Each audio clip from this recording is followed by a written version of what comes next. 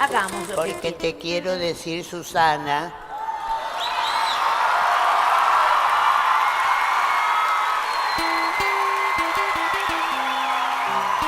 chicos. Siempre que trabajé con vos fue con un disfraz. Entonces, me parece que ya tenemos edad los dos como para que hablemos como personas. Ajá. Te quiero agradecer mucho.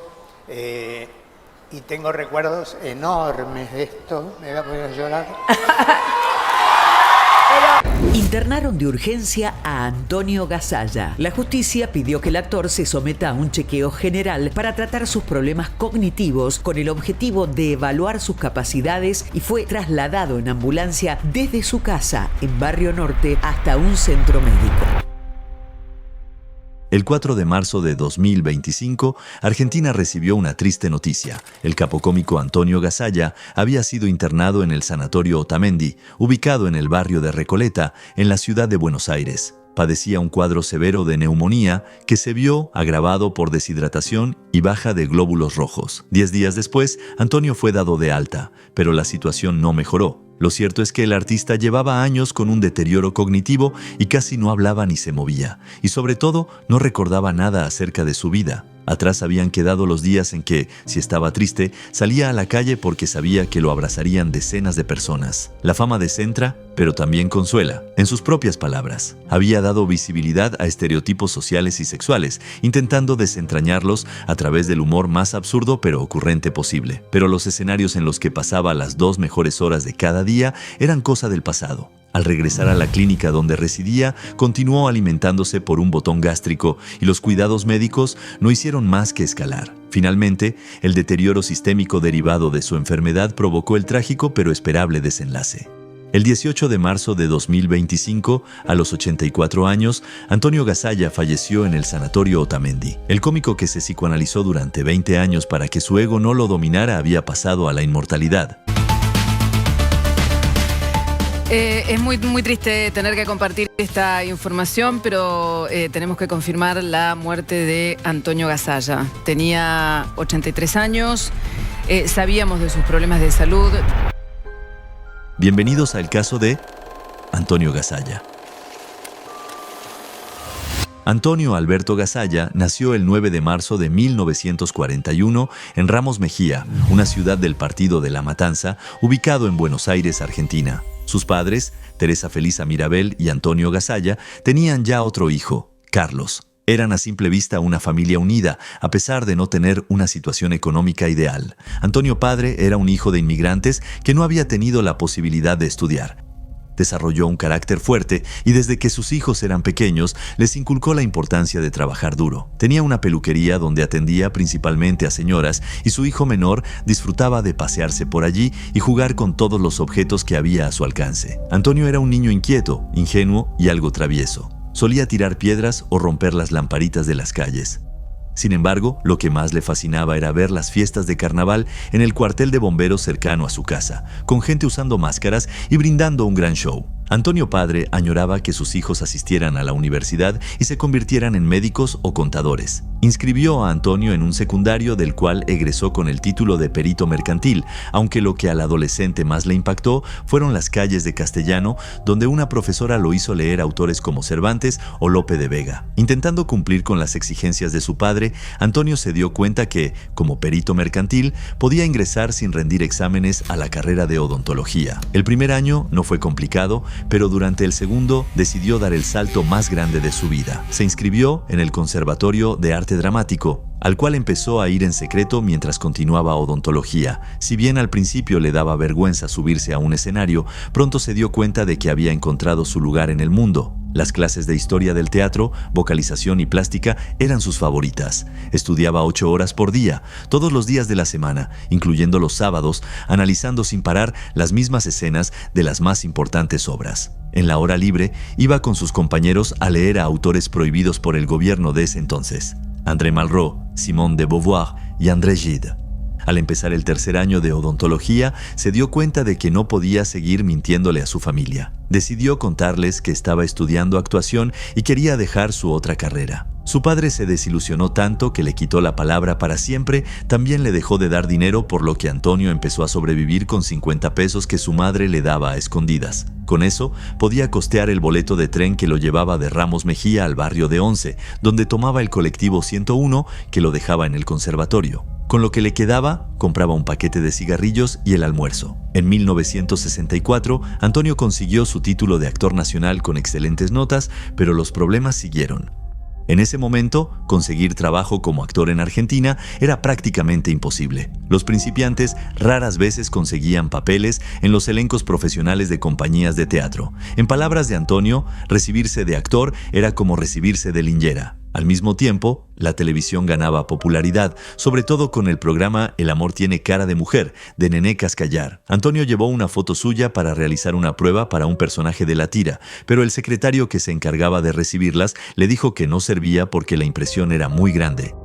En medio de aquellos rechazos, Antonio padre falleció, sin haber vuelto a hablar con su hijo. Él se sintió liberado y siguió unido a su madre, con quien, según dijo, se entendían sin hablar. También tenía una muy buena relación con su hermano, quien posteriormente trabajó con él. Finalmente, llegó una primera oportunidad, o más bien, una idea. Antonio solía ir a ver teatro independiente y de revista, caracterizado por su humor irreverente y provocador. En ese ámbito, conoció a Carlos Perciavalle, Eda Díaz y Nora Blay, también actores que no conseguían trabajo. Se juntaron para hacer parodias de obras como Romeo y Julieta y, en 1966, fundaron un grupo con el cual realizaron una obra llamada Help Valentino, con un detalle especial. El actor que estaba en escena desarrollaba un monólogo humorístico en un escenario e interactuaba con los espectadores. En un principio, Antonio y compañía hacían Help Valentino en La Fusa, un pequeño local frente a Little Park, el parque de diversiones más popular del momento. El lugar estaba tan poco preparado para hacer las veces de teatro que los asistentes debían pasar por la casa de al lado, donde una mujer que era lavandera colgaba la ropa en el pasillo. El estilo de obra que hacían Antonio y sus compañeros, realizadas dentro de un pequeño local y caracterizadas por la cercanía con el público y la informalidad, recibió luego el nombre de Café Concert. Help Valentino era graciosa, pero escondía una crítica a la sociedad argentina y a la dictadura militar de Juan Carlos Onganía. Para algunas personas, ese tipo de humor podía resultar irrespetuoso, pero muchos otros se sintieron atraídos. Paralelamente, Antonio empezó a vestirse como siempre había querido. Se dejó el pelo largo, usaba tacos altos y tapados de piel, y finalmente se animó a empezar una carrera en solitario. Primero actuó en El pollo erótico y El gallo cojo, y en 1971 empezó a hacer unipersonales con personajes que él mismo creaba. Luego llegó a la calle Corrientes, conocida por sus míticos teatros. Allí participó en una obra llamada Pigalle con la vedette Moria Kazan en un sótano llamado Sanssouci. Para ese entonces, Antonio ya era apodado el rey del Café Concert. En 1973 se reunió con Enrique Pinti, a quien había conocido años atrás, pero con quien se negaba a trabajar porque no había estudiado en el conservatorio. Todo cambió cuando Antonio se enteró de que Pinti era especialmente gracioso, por lo que lo llamó para escribir teatro de revista. Juntos hicieron obras como Pan y Circo, Gazalla y Corrientes, Gazalla for Export y Gazalla 77. Como si toda aquella trayectoria no bastara, Antonio también llegó al cine. En 1974 formó parte del elenco de La Tregua, donde interpretó a Santilli, un compañero de oficina del protagonista que era tímido y afeminado para los estándares de la época. En una escena, sus compañeros se burlaban de él por advertir que se sentía atraído hacia uno de ellos. Ante esto, Santilli se defendía y realizaba un monólogo sobre vivir la vida a su manera. Esto no solo demostró la capacidad de Antonio para encarnar personajes dramáticos, sino que también fue la primera vez en la historia del cine argentino donde se retrató a un personaje homosexual cuyo destino no era trágico. ¿Un trabajo que no le interesa? Pero si me interesa. Claro que este trabajo me interesa. No, a mí me parece que a usted este asunto de la claustrofobia no lo deja concentrarse. Sí. Me dijo Sierra que usted sabe mucho de signo del zodíaco. ¿Por qué no se dedica a eso? Podría tener su espacio en una revista. Me distraje un momento. Eso le puede pasar a cualquiera. No quiere decir que yo sea un inútil. No. Nadie dijo que usted sea un inútil. Lo que me parece que su trabajo mucho no le gusta. Claro. A lo mejor a usted le gustaría Otra cosa. ¿Por qué me cargan? ¿Por qué? ¿A ustedes les gusta esta vida? ¿Ustedes están contentos con esta rutina? ¿No se imaginan nunca que uno podría estar en otra parte? ¿Viviendo otra vida? ¿Haciendo algo mejor que copiar números inútiles en papeles que nadie lee? ¡Idiotas! ¿A ustedes no les gustaría ser millonarios? ¿O artistas? ¿O hermosos? ¿Ustedes están contentos con esta vida miserable? En 1978, Alberto González, dueño del reconocido Teatro El Maipo, se comunicó con él para proponerle hacer una temporada de verano. Antonio le dijo que aceptaría la propuesta mientras fuera en invierno, cuando había más público. González consultó con su hermana, Zuli Moreno, quien dio el sí. Antonio se dispuso entonces a producir, escribir, dirigir y actuar la obra El Maipo es el Maipo, que duró 3 años en cartelera. Su madre iba a verlo siempre, llorando a pesar de que se trataba de una comedia, ya que le emocionaba ver a su hijo consiguiendo sus sueños. A partir de entonces, Antonio siguió haciendo obras en El Maipo y, en una de ellas, apareció el que sería su personaje más recordado, Mamá Cora, que hablaba acerca de la vejez mediante la comedia. ¿Empezó? ¿Ya empezó? Sí, ya empezó, señora. ¿Y Lino Partararo está? Seguramente por ahí por la sala. En 1985, el personaje de Mamá Cora llegó al cine gracias a la película Esperando la carroza, que se convirtió en una de las más famosas del cine argentino, especialmente por las frases que los fanáticos comenzaron a repetir sin parar. Y los éxitos siguieron. Son mías. ¿Qué pasa? A ver, ¿qué pasa? ¿Qué pasa? Ay, Dios. ¿Qué estaba diciendo? ¡Colectivo! En 1988, Antonio empezó el programa de televisión El Mundo de Antonio Gasalla, donde creó personajes como la abuela, Flora, la empleada pública, que se quejaba de la burocracia, Soledad Dolores Solari, una mujer que no se había casado ni tenía hijos y vivía con su madre, Bárbara Don't Worry, una conductora de televisión excéntrica y despistada, Yolanda, una señora que se hacía pasar por paralítica para tener de esclavas a sus hermanas, y Noelia, la maestra, que se quejaba de las precarias condiciones laborales y salariales. Si bien eran todas mujeres caracterizadas como malvadas, Antonio solía decir que sus personajes eran súper masculinos, ya que eran brutas, fuertes y gritaban. También consideraba que, en la comedia, la mayoría de los temas se abordan mejor a través de la mujer. La mayoría de sus personajes invitaban a tomar conciencia acerca de cómo se comportaba la sociedad argentina. De hecho, la revista Time incluyó a Flora, la empleada pública, como ejemplo de la burocracia argentina, y el gobierno de la ciudad de Buenos Aires invitó a Antonio a dar charlas al respecto. Sin embargo, no estuvo exento de críticas, ya que sectores académicos y feministas decían que algunos de sus personajes ridiculizaban a mujeres pobres o solteras y reforzaban estereotipos. Y a estos señalamientos se sumaron los relacionados a su ego. En 1989, durante lo que parecía ser el pico de su fama, Antonio apareció en un recital de Charly García mientras el músico tocaba Funky, disfrazado de uno de sus personajes, la traductora. El público enloqueció y Antonio pasó de ser un actor a una especie de estrella. Empezó a especificar cuántos centímetros debía tener su nombre en la cartelera de las obras y a elegir en qué orden saludaba al terminar los shows. También hubo rumores de exigencias extremas con técnicos, productores y compañeros. Debido a estas acciones, cosechó una reputación de mal carácter. De cualquier forma, Funky se convirtió en la cortina de su programa de televisión. Pero con tanta exposición llegaron las primeras polémicas. Al año siguiente, Antonio firmó un contrato con Telefe y estrenó el programa A la playa con Gasalla. Durante una emisión, él y su equipo arrojaron a la reina de los pescadores a una pileta y el momento generó tanta polémica que Antonio tuvo que pedir disculpas. En 1992, estrenó otro programa de humor, El Palacio de la Risa, con Norma Pons y Roberto Carnaghi y guiones de Víctor Wolf y Hugo Fili. Quisiera silencio porque yo tengo que tomar mi clase de guitarra. Y bueno, yo no te pedí que vos me dejaras ver cómo te enseñarán la guitarra. Ah, y yo no te expliqué a vos que vos no tenías que estar presente porque yo me desconcentro y no puedo tocar. Al final yo voy a tener que creer lo que dice Asunción de vos. ¿Qué dice? A ver, ¿qué dice? Asunción dice que vos con Rubén no tocas la guitarra, que vos lo que le tocas es la flauta. Antonio también aprovechó su fama para darle espacio a artistas poco conocidos como Alejandro Urdapilleta y Humberto Tortonese y a humoristas que no habían sido invitados a la televisión como Carlos Parrilla y Atilio Veronelli. Al mismo tiempo, ante el cambio económico y social impulsado por el gobierno de Carlos Saúl Menem, creó un personaje que era una crítica directa hacia la cultura de pizza y champagne. Era una mujer de clase alta llamada Inesita, que en cada sketch aparecía con una nueva cirugía llegando a tener la cara de Madonna. En una ocasión, el personaje, deseando ser más joven, se ponía el rostro de un bebé y acababa sin tener control de sus esfínteres. Si bien era una burla evidente a la clase social que se había beneficiado del gobierno de turno, el humor irreverente hacía que muchos no notaran que Antonio se estaba riendo de ellos. En 1997 comenzó el ciclo veraniego Gasalla en la tele, y en septiembre de ese año, en plena temporada, pasó de Canal 13 a Canal 9 Libertad, con un programa llamado Gasalla en Libertad.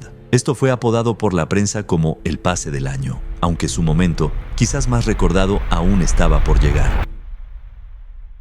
En 1998, Susana Jiménez era constantemente interrogada por su polémico divorcio con Humberto Roviralta. Por ende, el equipo de su programa televisivo le pidió a Antonio que apareciera con el personaje de la abuela para aliviar la tensión. El cómico decidió que, a diferencia de Mamá Cora, aquella señora mayor estaría más conectada con la realidad y fuera menos patética. En sus palabras, hablaba de temas tabú para la época, como el sexo, o le hacía preguntas directas sobre su vida privada a Susana. Todo con una dosis de humor. La participación tuvo tanto rating que Antonio se convirtió en un invitado habitual del programa. No solo hacía reír al público general, sino que, además, hacía que las personas mayores se sintieran identificadas, algo que no solía suceder en televisión.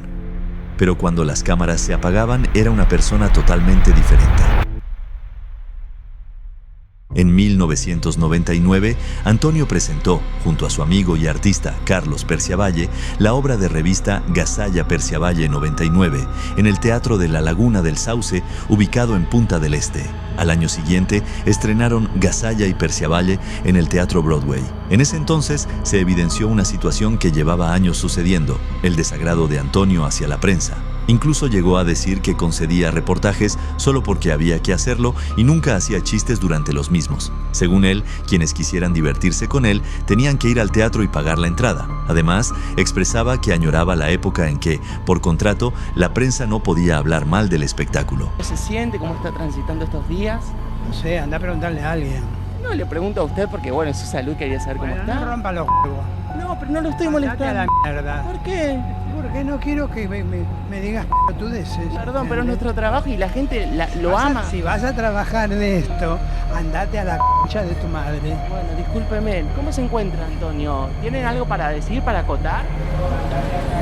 Perciavalle solía decirles a los periodistas que hicieran las notas con él solo, porque a su compañero de show no le interesaba. A pesar de que la prensa solía inventar peleas entre ellos, siempre aseguraron que tenían la mejor de las relaciones. Algo parecido sucedió con Moria Kazan, ya que, según los medios, el carácter fuerte que los caracterizaba generó varios roces, aunque ni ella ni Antonio dieron una declaración clara al respecto. Debido a ese silencio ante la prensa, jamás hubo una respuesta a la pregunta que más se hacían los periodistas. Es estudiar teatro, no es hacer una obra en un teatro. Ya sé que entiendo todo, pero no puedo creer que te hagan hacer cosas así. Bueno, como yo nunca porque no fuiste nada. a la Escuela Nacional de Arte Dramático. Que ¿Y vos querés que te sirvió o no te sirvió para 40 años, nada María eso? Rosa Gallo fue de ella, Alfredo Alcón fue ahí. Bueno, pero ¿entendés? ¿a vos te sirvió o después a preparar? Si querés te nombro toda la gente que salió de ahí. Bueno, pero a mí no sé si a esa gente le sirvió, dirá, uy, ¿para qué me hacían hacer todo esto? ¿A vos te sirvió lo que hiciste de ahí o después te inventaste otro? Cambiemos de tema, querida. Cambiemos de tema, querida. No me querés entender. Sí, te quiero entender. No me querés entender. ¡Mire! A mí me da vergüenza que siento gente grande, porque de verdad yo tengo un poquito menos de Gasalla, pero parezco la nieta, parezco Elenita conmigo. Estén tan mal de la cabeza. La verdad, nada que ver. Descolgado, desubicado, maleducado, grosero. Todo, un combo. Bueno, y hacémelo sentado. No, pero pará. Ay, nena, cambiemos de tema, porque parece que no me entendés. En el año 2000, Antonio encarnó a Freddy en la película Almejas y Mejillones, un gay que vivía su sexualidad sin complejos, además de tener una amiga lesbiana y un novio. Para este punto, Antonio ya se había vuelto una especie de figura para el movimiento LGBTQ. Si bien no daba declaraciones sobre su vida privada y no se le conocieron parejas estables, el hecho de que se juntara con famosos abiertamente homosexuales como Perciavalle o el periodista Marcelo Polino era visto como un apoyo por la comunidad de la época. En esta misma línea, que Antonio utilizara tacos, tapados y pelucas volvía más aceptable para la sociedad una cultura que hasta entonces era tabú. Además, tanto en obras como programas de televisión, Antonio solía rodearse de hombres que mostraban sus músculos y exploraban su sensualidad. Sin contestar jamás la interrogante acerca de su inclinación sexual, Antonio siguió trabajando sin parar. Ese mismo año, acusó al entonces presidente Fernando de la Rúa de intentar borrarlo de la pantalla porque su personaje, Inesita, era muy parecido físicamente a la esposa de este. En 2004 volvió a la televisión con Gasalla en pantalla, donde siguió interpretando a sus personajes más entrañables. Señores, haciendo silencio, ¿eh? ¿Qué putería es este? Estos son hospitales que están llenos de enfermos, ¿eh? Pibe, lo que habíamos hablado, mira, esta tanguita la traía Alejandra Pradón cuando la internaron. La tengo en 400 pesos, pero te la dejo 300. También ganó el premio Martín Fierro 2004 a la mejor labor humorística por sus apariciones como La Abuela en el show de Susana Jiménez. Muchísimas gracias por este calurosísimo aplauso. Bueno, muy buenas noches. Acá estoy de verdad volviendo a la televisión. Tengo la estatuilla maravillosa del Martín Fierro en la mano. Le quiero agradecer a Aptra. En ese momento no me pude quedar a la fiesta, ya la gente lo sabe porque, bueno, estaba dando vueltas por ahí. Le quiero agradecer a Telefe, le quiero agradecer a Susana, a Luis Chela, a toda la producción que me brindan. La verdad que Susana se brinda entera frente a la vieja para que hagamos ese segmento tan divertido. Desde diciembre de 2007 y hasta el verano de 2008 protagonizó, junto a Nito Artaza y Luciana Salazar, la obra Cristina en el País de las Maravillas en el Teatro de Mar del Plata. Luego fue protagonista de la revista Maipo Siempre Maipo junto a Claudia Fernández y Jimena Capristo. Para ese entonces, Antonio ganaba muchísimo dinero que gastaba en viajes por el mundo o en libros. Y obtuvo aún más en enero de 2009 cuando estrenó, en el Teatro Metropolitan de Buenos Aires, la obra Más respeto que soy tu madre, de Hernán Casiari. Allí, Antonio encarnó a Mirta Bertotti, una ama de casa de 52 años que debía lidiar con su familia desopilante, que fue todo un éxito. Llevar la comida a la mesa, mi hijo del medio, el Claudio, al que le decimos Calio, pasó un semáforo en rojo, nos cayó la multa. 105 por el semáforo, 210 porque es menor de 16. Claudio, vení para acá que tenemos que hablar. Claudio, vení para acá, que estás loca, papá, va a matar. Esta vez no lo defienda porque lo voy a matar, ¿eh? Al año siguiente se estrenó la película Dos Hermanos de Daniel Burman, donde Antonio interpretaba a Marcos Garmendier, un gay que intenta liberarse de su hermana, interpretada por Graciela Borges, para vivir libremente su sexualidad. Yo creo que da lo mismo si se compra una corona o una palma. Me parece que vale más la pena centrarse en asuntos más profundos como los que está planteando la señora Susana. ¿Cómo que esté más profundo? Permiso, disculpe, ¿usted quién es? ¿De qué departamento es? Tercero A, soy del tercero A. No puede ser porque el tercero A justamente es de la señora Susana. Claro. Bueno, pero yo vivo con la señora Susana. No, yo vivo con mi madre, con la señora Neneca, pero visito muy seguido a la señora Susana. Prácticamente se puede decir que vivimos juntos, de alguna manera, de vez en cuando. ¿Pero usted qué es, un amigo, un festejante? Por favor, que consten actas, que consten actas. Este caballero es mi hermano. Está bien. A pesar de contar ya con una larga trayectoria, Antonio todavía debía dar el último paso para estar presente en todas y cada una de las televisiones del país. Esto sucedió en 2012, cuando fue invitado al programa Bailando por un Sueño, de Marcelo Tinelli. Formó parte del jurado e hizo algunos de sus personajes como La Abuela, Bárbara Don't Worry y Flora, la empleada pública. A partir de entonces, Tinelli y Susana Jiménez comenzaron a disputárselo como estrella invitada para sus programas, pero la exposición mediática escaló demasiado.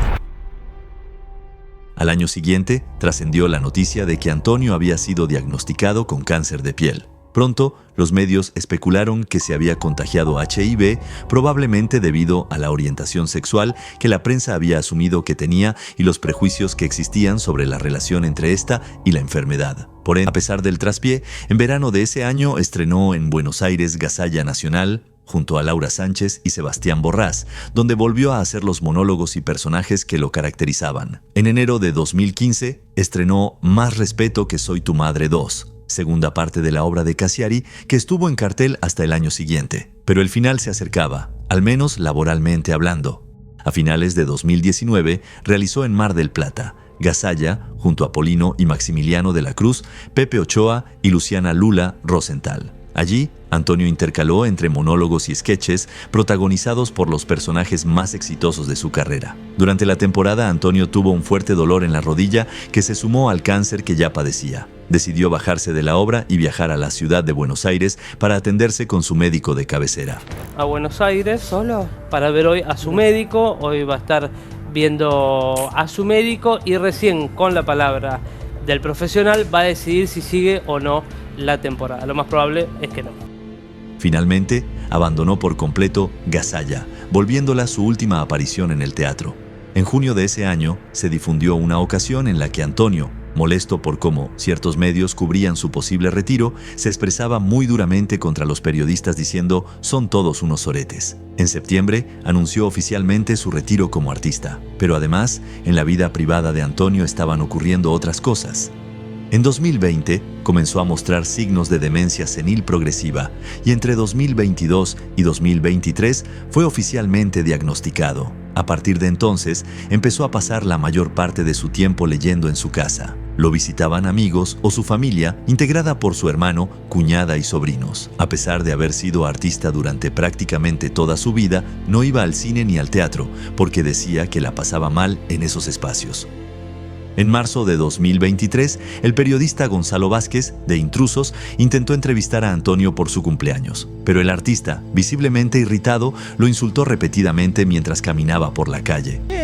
Porque no quiero que me digas pelotudeces. Perdón, pero es nuestro trabajo y la gente lo ama. Si vas a trabajar de esto, andate a la concha de tu madre. En abril de ese año, sufrió un robo en su departamento y sus familiares pidieron que fuera internado en una clínica privada para evaluar su estado de salud y su capacidad cognitiva. Eso que había pasado, doctor, pero no fue un robo, le dijo.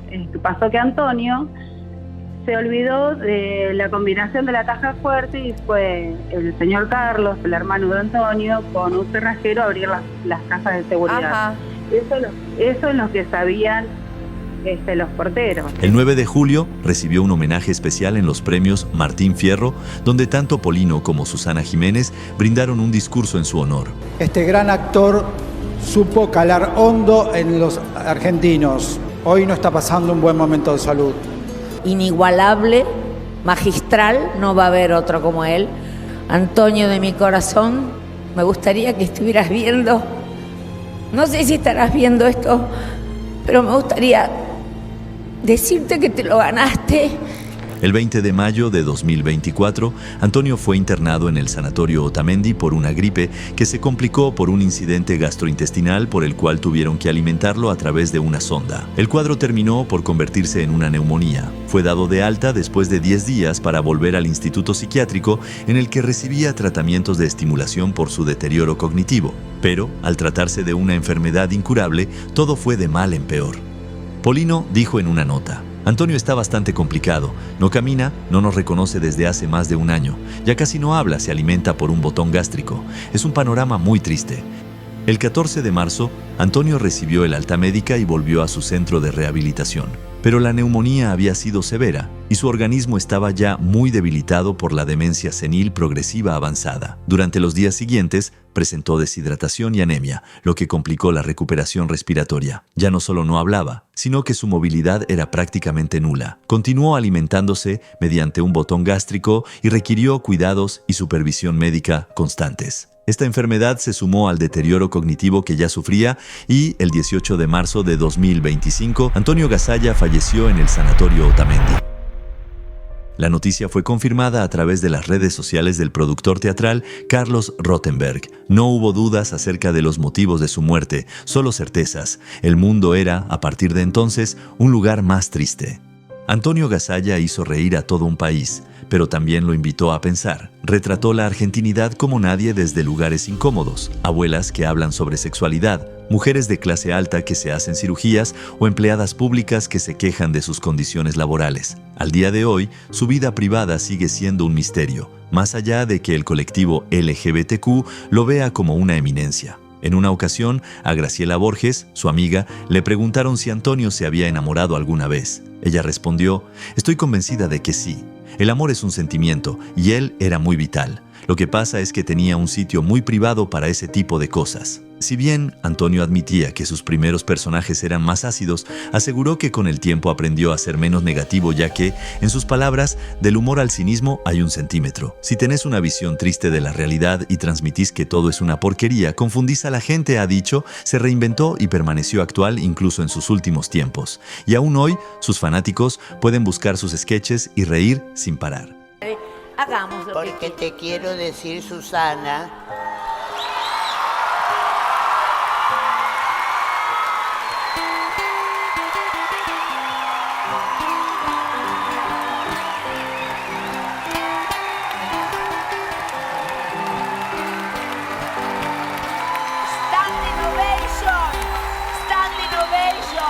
Standing ovation.